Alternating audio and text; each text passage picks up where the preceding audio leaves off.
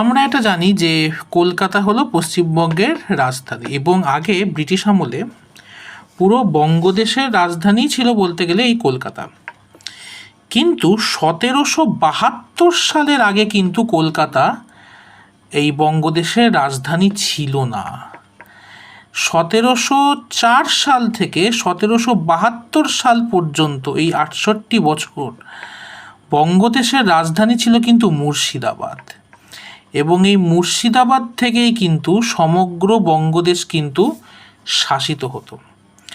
1772 খ্রিস্টাব্দে Warren Hastings বঙ্গদেশের রাজধানী মুর্শিদাবাদ থেকে শিফট করে কলকাতায় নিয়ে আসে, এবং তখন থেকেই 1772 সাল থেকেই কলকাতাকে এই বঙ্গদেশের রাজধানী হিসেবে উল্লেখ করা হয়।